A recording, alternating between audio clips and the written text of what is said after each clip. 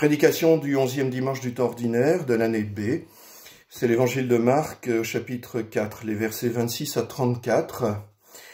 La parabole du grain semé et qui pousse de lui-même nous donne un enseignement précieux. Nous ne devons pas nous tromper de sauveur. Il faut laisser au Seigneur le souci et le soin du salut en adoptant une attitude de lâcher prise. Évitons de nous prendre pour des sauveurs. Ce n'est pas l'Église à elle seule qui sauve le monde. J'aime beaucoup une parole d'Olivier de Kersauzon, l'un de mes héros depuis bien longtemps, et qui disait le 10 décembre 2016, je le cite, « J'aime bien avoir de temps en temps cette sensation pas tout à fait fausse qu'on ne sert à rien. » Fin de citation. Cette parole se situe bien entendu sur le plan profane, et elle est à spiritualiser dans l'esprit du psaume 126. Là aussi, je cite, « Si le Seigneur ne bâtit la maison, les bâtisseurs travaillent en vain. Si le Seigneur ne garde la ville, c'est en vain que veillent les gardes. » Psaume 126, verset 1. Ceci est une invitation à l'humilité et en même temps c'est une libération. Il y a en effet des personnes tourmentées, comme si elles portaient le monde entier sur leurs seules épaules. Par exemple, la parole du psalmiste, « Quand sont ruinées les fondations, que peut faire le juste ?»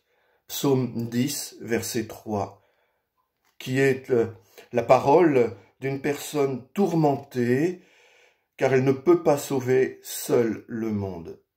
Et justement, le même Olivier de Kersauzon disait le 8 novembre 2008, je le cite à nouveau, « La vraie liberté, c'est avoir la conscience de ce que l'on est, d'avoir la conscience de notre impuissance. » Cependant, je suis sensible à ce que m'a dit un fiancé il y a quelques années lors d'une préparation au mariage. Il avait été en désaccord avec une remarque du prêtre de sa paroisse lors d'une séance de catéchisme. Ce prêtre lui avait dit « Il n'y a pas à se soucier, c'est Dieu qui fait pousser. » Et des années après, lors de la préparation au mariage, ce fiancé m'avait fait le commentaire de ce qu'avait dit son curé. « Cela ne me convainc pas du tout. Je suis agriculteur et je constate que je ne chôme pas. » Eh bien, ce fiancé, qui est marié depuis, ce fiancé, eh bien, il avait raison. Je suis entièrement d'accord avec lui. Si la semence pousse et se développe, mystérieuse gestation du grain de blé tombé en terre, il a fallu pour l'agriculteur tout un travail de préparation avant de jeter la semence en terre. Cela a une incidence sur le plan pastoral. Et je pense par exemple à la communion eucharistique des jeunes du catéchisme. Je souhaite qu'elle ait lieu en première année d'aumônerie, au moment de la profession de foi, pour que nous ayons le temps de préparer ces jeunes et qu'ils soient bien conscients de ce qu'est l'Eucharistie. Certes, la grâce de Dieu est agissante, mais elle ne vient pas dans nos vies par un divin coup de baguette magique qui transformerait nos citrouilles en carrosses. Ainsi, l'allusion de Jésus au sommeil n'est pas une invitation à la démission.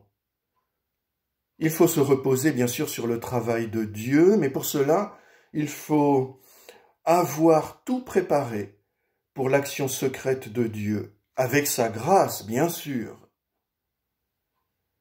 C'est parce que le salut du monde dépend de Dieu que l'humanité doit se mobiliser. Si Dieu ne faisait rien, là nous pourrions baisser les bras. Mais c'est parce que le salut du monde dépend de Dieu que l'humanité peut et doit se mobiliser. Le salut du monde, c'est la croix du Christ. Mais la modestie, la discrétion de l'événement sur un plan historique nous disent que c'est un germe, donc un point de départ. Il y a ainsi pour l'humanité un vrai travail spirituel à effectuer, un travail qui consiste à consentir au salut par la croix, à accueillir ce salut par la croix, et à en déployer les fruits dans le monde. Cela, c'est l'enjeu, mais aussi la saveur du temps ordinaire, la saveur du temps quotidien. Coopérer avec Dieu pour le salut du monde. Amen.